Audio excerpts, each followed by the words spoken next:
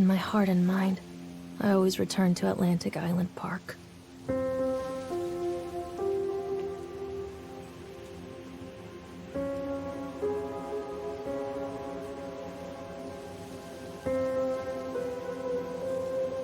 Where's Mr. Bear?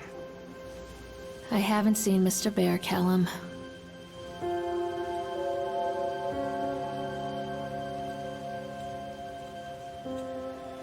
Stay in the car. I'll go and ask information.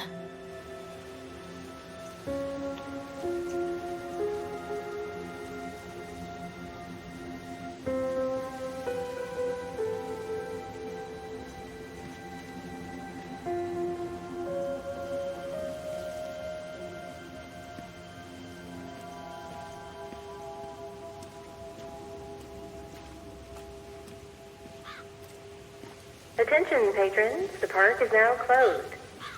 Please make your way to the car park at your earliest convenience. Employees prepare the park for shutdown.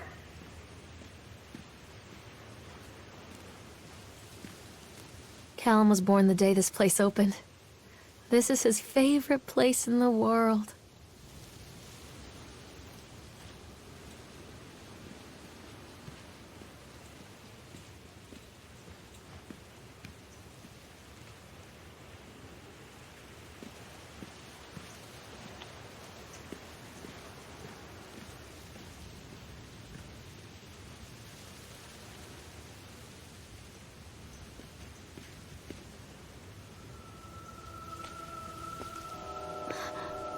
What?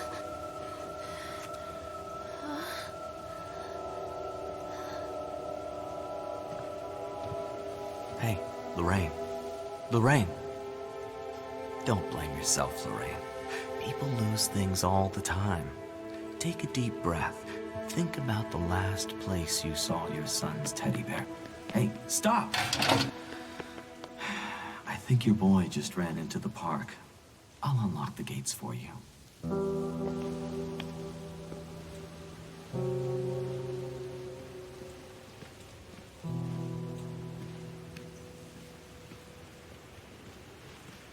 Callum, where are you going? Over here.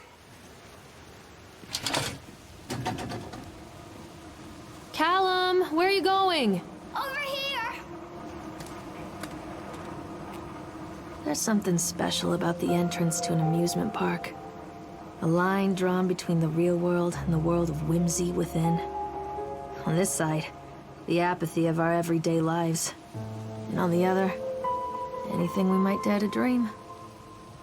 It's no wonder Callum ran back inside. I wouldn't want to leave either. Attention, employees. The park is now closed. Have a safe journey home.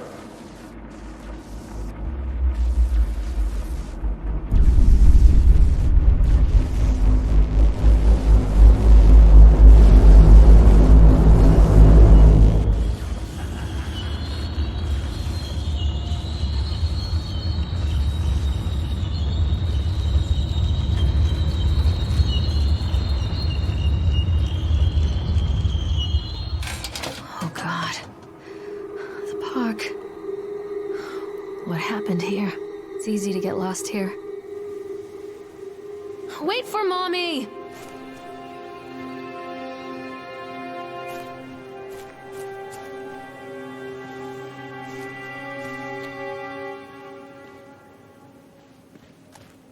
Callum? You can't catch me.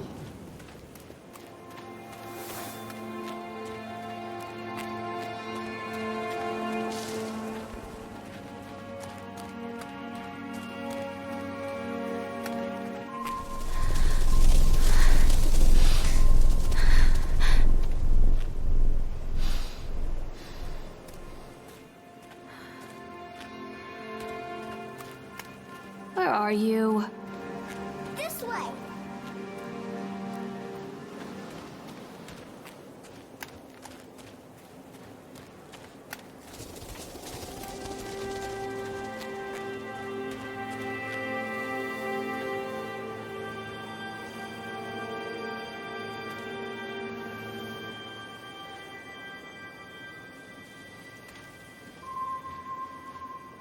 Chad the Chipmunk, huh? Just a drunk guy in a suit. I think this belongs to Callum.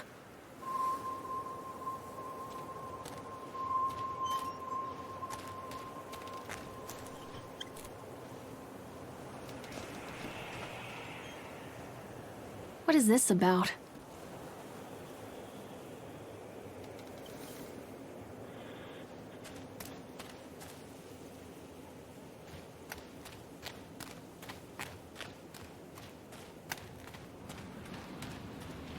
Callum? This way, Mommy.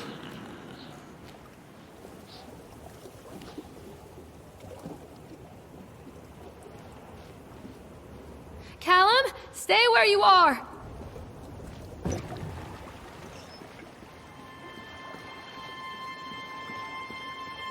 Come on, Mommy.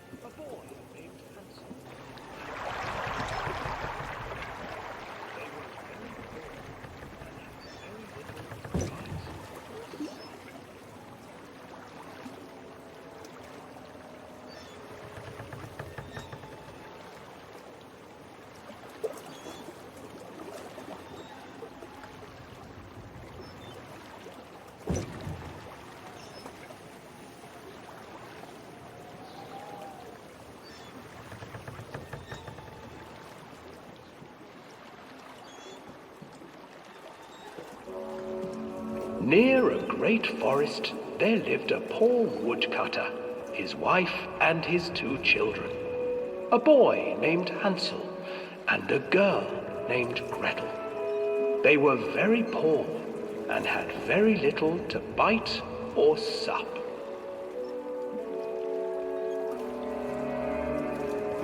"What will become of us?" the woodcutter asked his wife one night. "I tell you what, husband, we will take the children into the thickest part of the forest tomorrow and abandon them there." "No, my wife, I cannot do that," said the man. "Then we will all 4 starve, you fool."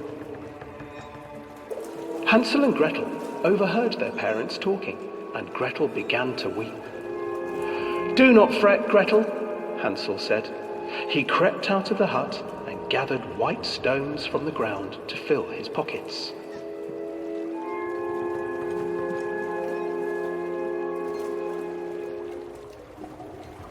The next morning, the woodcutter leads the children into the forest.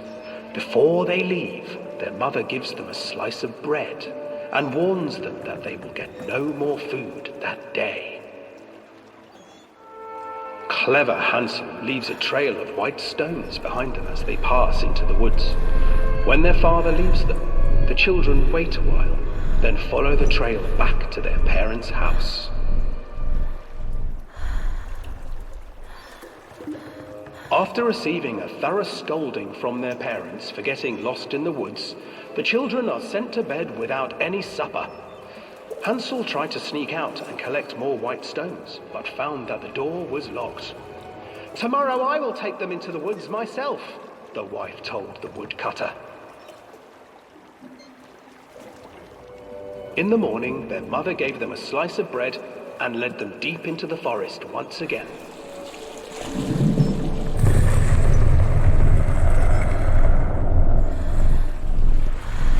Hansel broke his bread into pieces and left a trail of breadcrumbs to lead them safely home. But hungry-eyed birds snatched up the breadcrumbs and his trail was destroyed. Abandoned by their parents and unable to find the trail home, the children wandered in the forest for 3 days.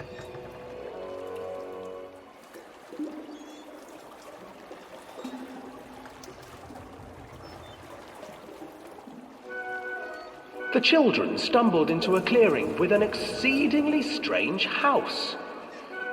Its walls were made of gingerbread, and its windows were panes of clear sugar. Hansel, desperately hungry, ran forward and began to nibble on the walls.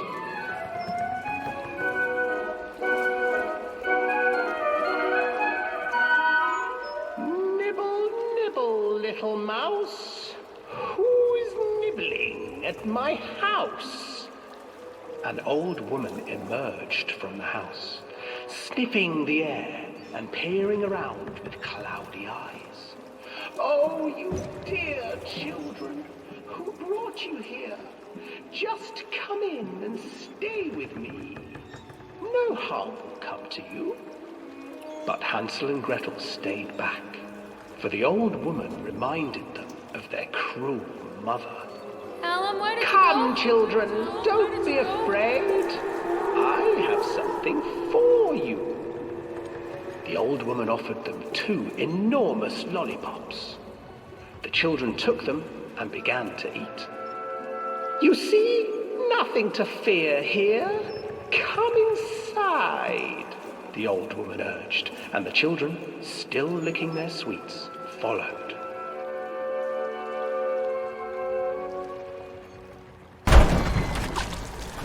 Once inside the house, the old woman changed. She stuffed Hansel into a cage and put Gretel to work, sweeping and cleaning her hut. Your brother will make a good mouthful, the old witch told Gretel. Once he is fattened up, I shall feast upon him.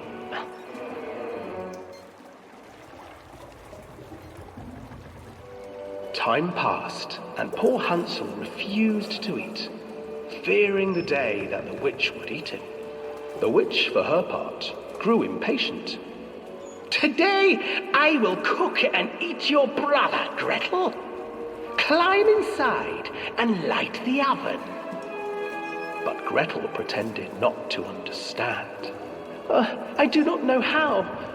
Where is the opening? Fool, the old witch said.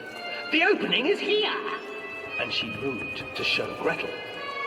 Seizing her courage, brave Gretel gave the witch a shove, and the old crone tumbled forward into the oven. Gretel slid a large iron bolt over the door to the oven. Gretel freed her brother Hansel, and together they lit a fire beneath the oven. And though she screamed and begged, the children sat by the oven until her screams had stilled, and the witch was cooked.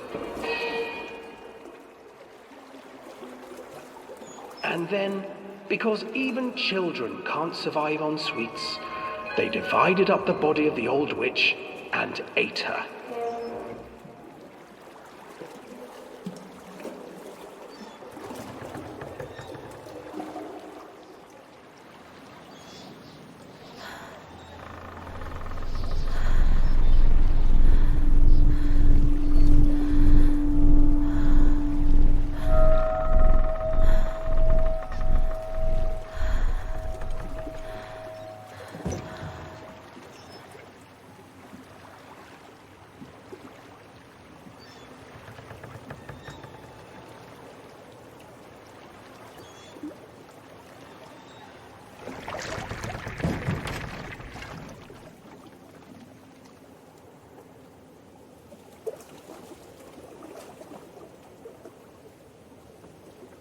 Stop hiding, Callum! Over here. Hansel and Gretel. I used to read it to Callum when the electricity was shut off. Those poor children. The whole world against them. The forest, the birds, the old witch, even their own parents. I used to imagine that Callum and I were the kids in that story. Not mother and son, but brother and sister, hand in hand against the unkind world. We were always hungry, looking for our own house made of candy, looking for the sweetness that could take the pain away. Hunger leads people to desperate, terrible places where the tree branches reach like claws.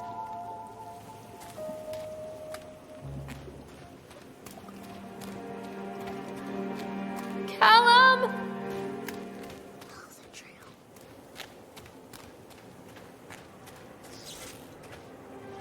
Another accident. This place.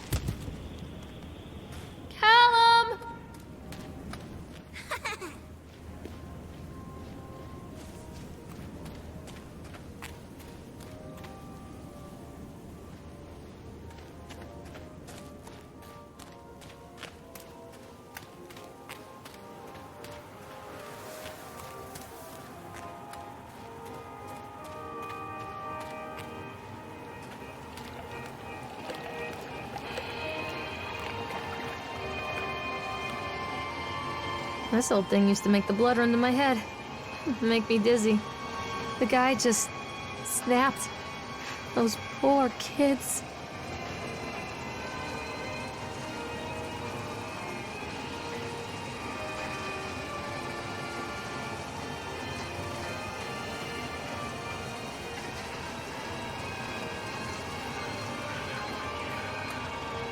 Oh, I remember this.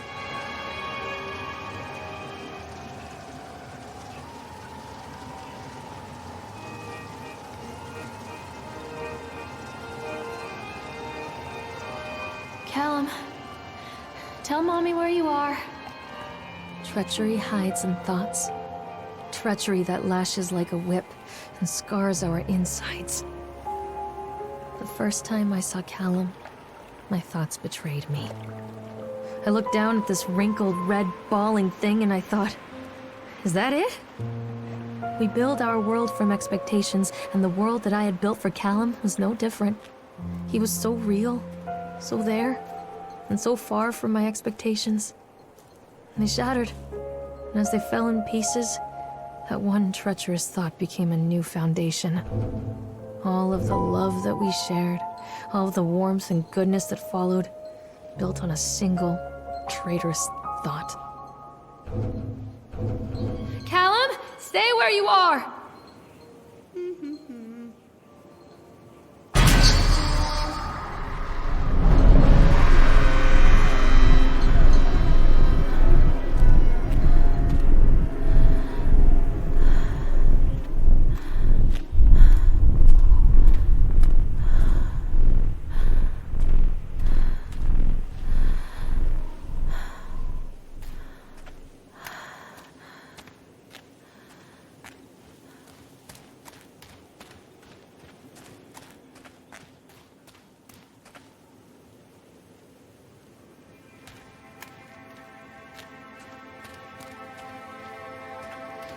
Constant crashes and 80s music. Guess it floats someone's boat.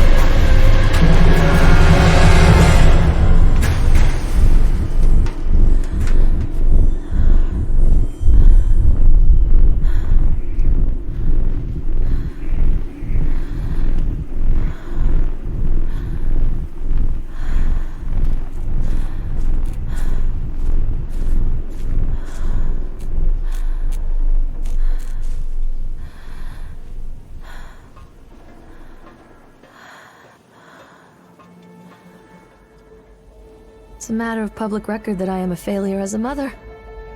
Once, when Callum was very small, I left him asleep in the car while I ran an errand. Don't even remember what it was. When I came back, the sheriff was standing next to the car, watching my boy through the window. I didn't like what I saw in his eyes. Judgment. He wrote me the ticket without saying a word. Just the scratch of his pen on the notepad. When he gave it to me, our eyes met. I know what you're going through. My daughter, Helen, she just gets some help. Help was a bolt of lightning. Help was 1,000 volts surging through my veins. Help is agony. I'd rather die. I wanted to scream. I'd rather you pulled your gun and shot me. But instead my mouth said, "Yes, Sheriff."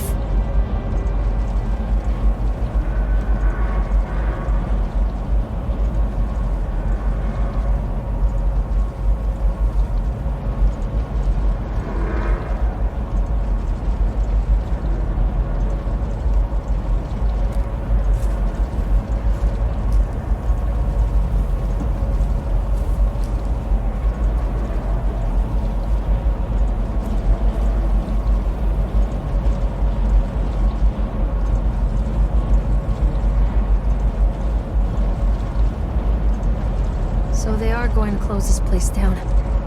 Doesn't surprise me.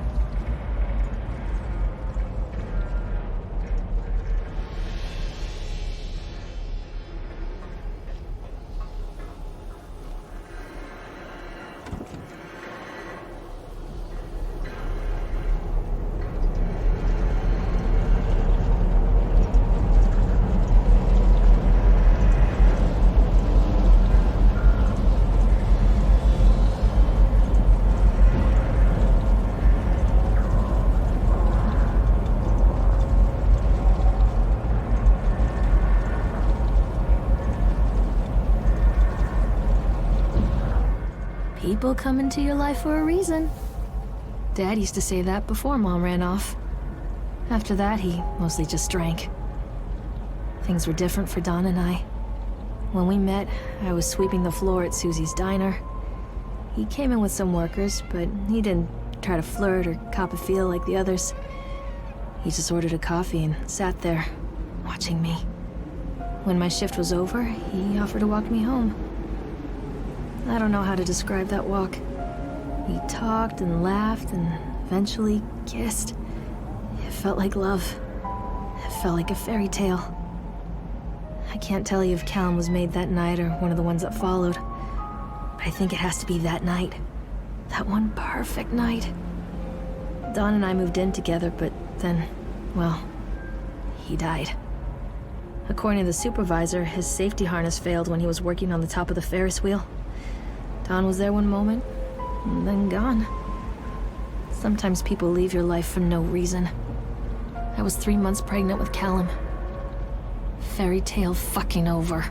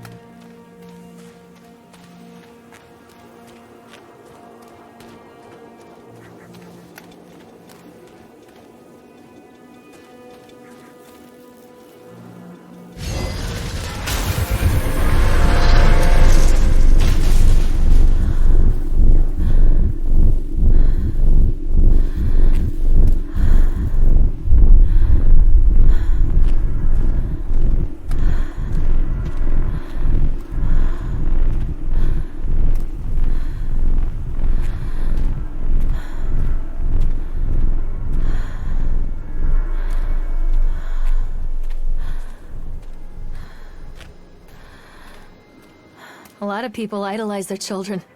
You hear them talking about their kids and just the way they talk, their fucking voices make me want to vomit.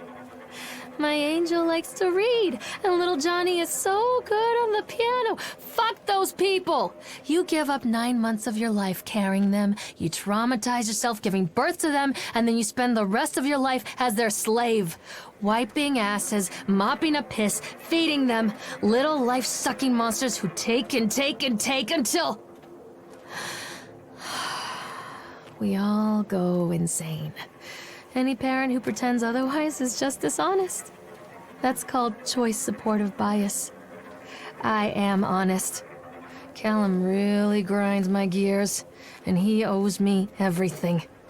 Everything.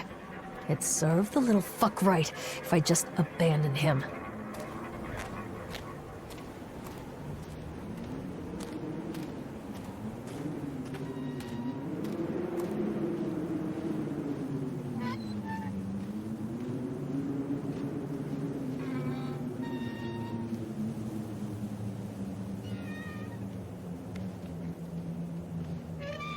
I always wanted to ride this one.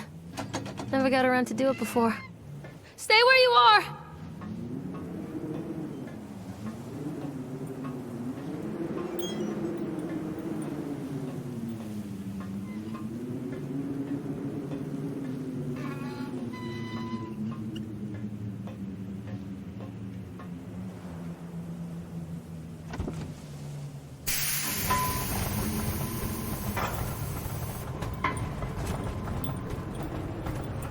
What do you want? We need to talk about Callum. What do you mean? What have you done to him? That's insulting. You and your boy are everything that this place doesn't want. The antithesis of what we stand for. Where is Callum? The poor child. He tried so hard to do what he was taught. He even left you a trail of breadcrumbs. But the park is just so hungry. Tell me where my son is? The witch has him now. Has both of you. No happy ending here, I'm afraid. Just leave me alone. Fool. You always were.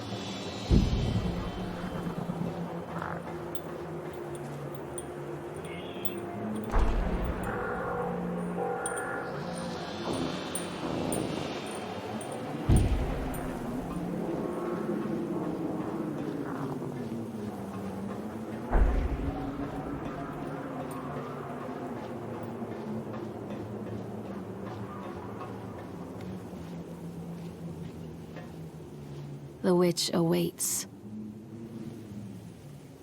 I can help you, Callum. Come back! Callum has bruises on his arms, finger marks. Someone has been hurting him. I've asked him, demanded really, to know where he got the marks. But he doesn't want to answer me. Something has scared him into silence. He doesn't dare talk. He's been changing too. Something sinister lurks in the darkness behind his eyes. I catch him staring at me at odd moments. In the night, he tosses and turns and cries out words that I cannot understand. When I try to soothe him, he snaps and bites at my fingers. I think he wants to talk to me. I think he wants to tell me. But they are watching him every minute of every day. They are whispering to him in his sleep, changing him. They are taking my baby away from me. I can save him. And there will be pain. But I love him, and in the end, he will understand why.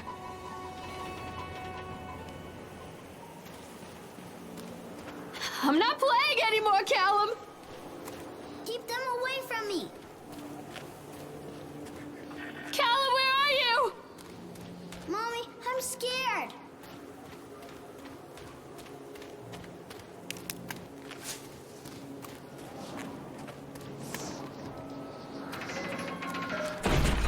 The whole town was shocked by that one.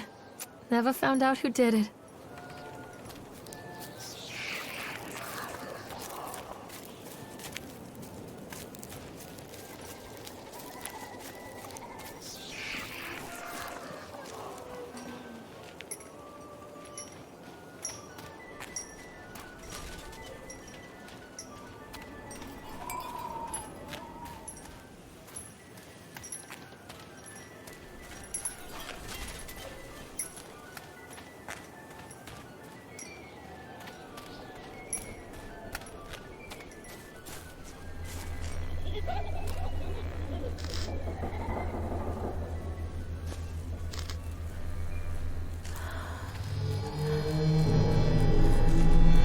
Bastard.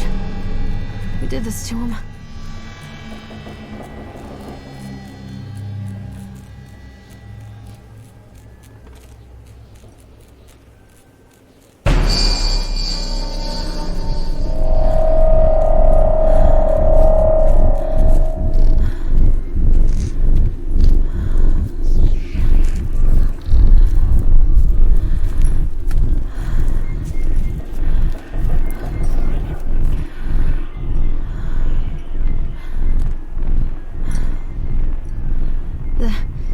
These are mine.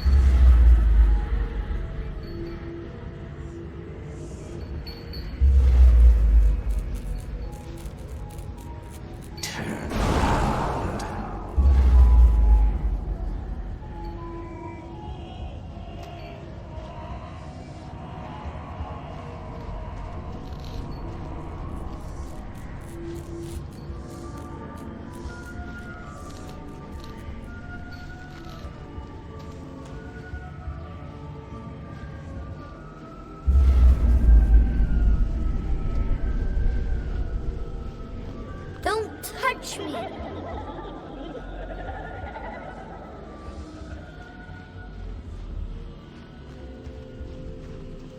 Forgive me, Callum.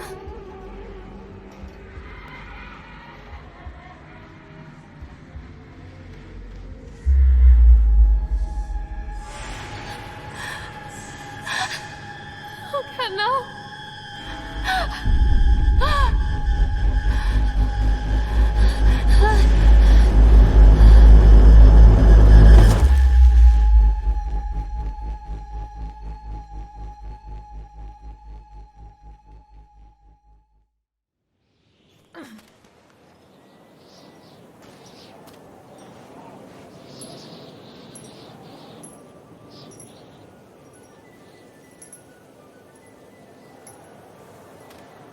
The park is a collage of contradictions all of its own.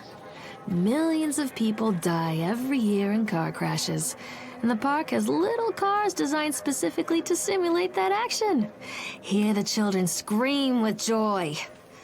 In the sideshow alley, you can walk away with 15 cents worth of mass-produced Chinese teddy bears while a grinning carny pockets your hard-earned $5. And what secrets lie beneath the sullen waters of the lake? The tears of jilted lovers, the soiled condoms of illicit affairs, the clotted blood of the lonely suicide. And the face of the witch looms over it all. I've always despised her toothy grin and warty nose. I hate that sparkle in her weathered, watchful eyes. I think Callum is waiting for me. Inside.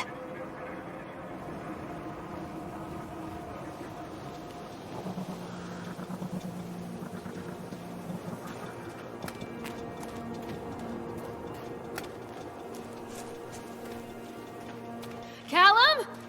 Callum! Follow the breadcrumbs. This isn't a game, Callum! What are you scared of?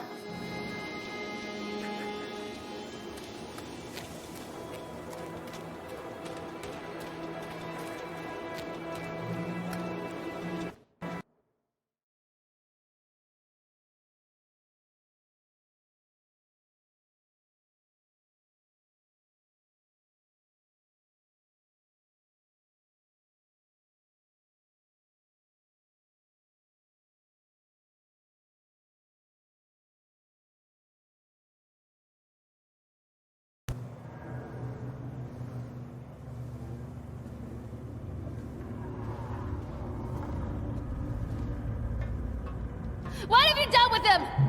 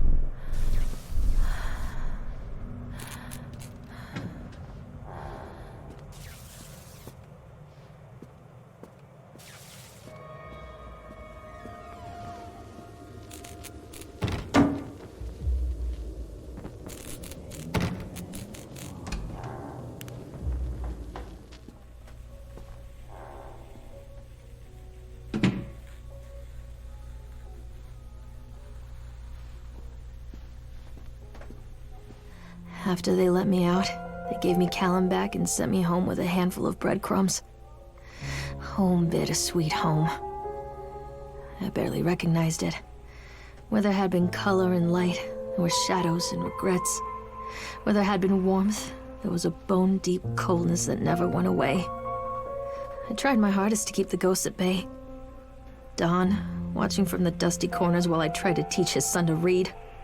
My father, coldly assessing me and finding me lacking. I devoted myself to Callum, did the things that they told me.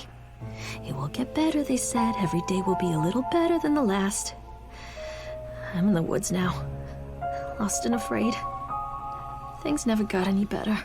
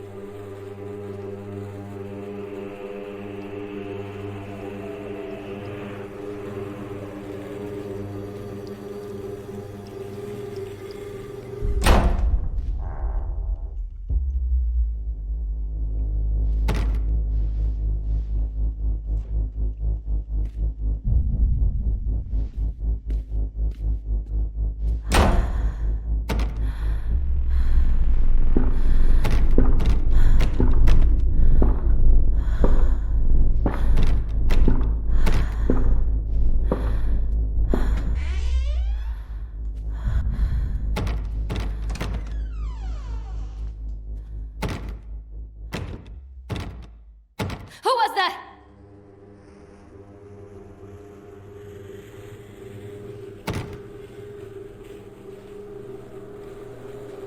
What have you done with him?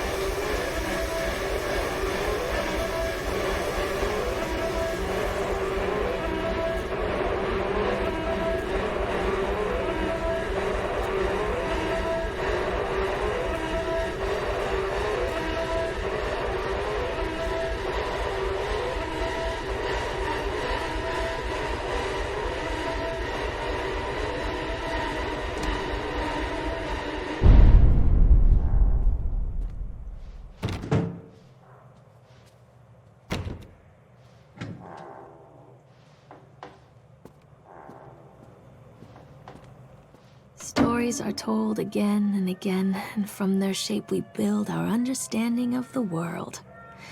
Two children are led into the woods. They are lost for a time, but then are captured by an old witch. The child goes missing in Atlantik-Aylend Park. He wanders lost for a time before finding his way into the mouth of an old witch. In the oldest version of this story, the mother and the witch were the same person. I never wanted to be the witch, but I am, aren't I?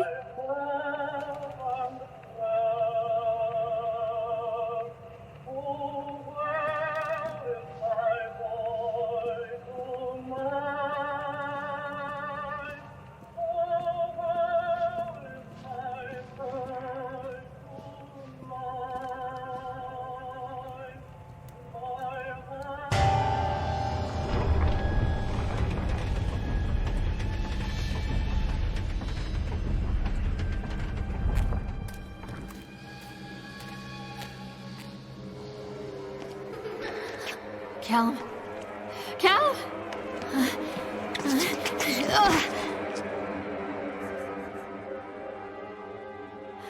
Callum.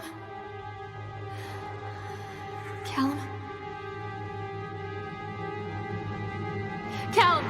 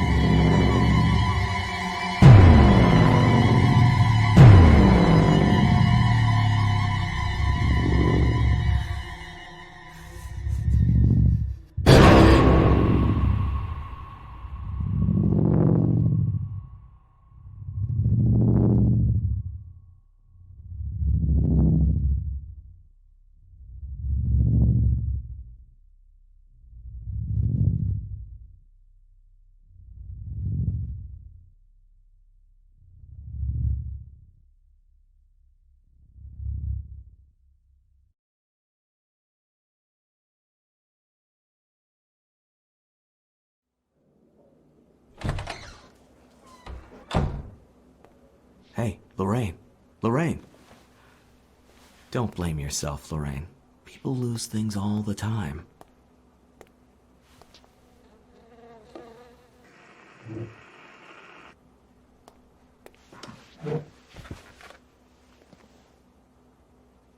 Take a deep breath and think about the last place you saw your son.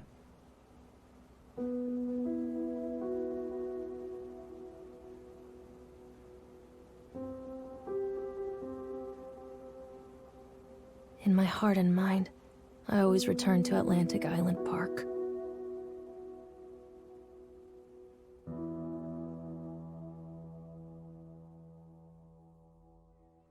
Lights are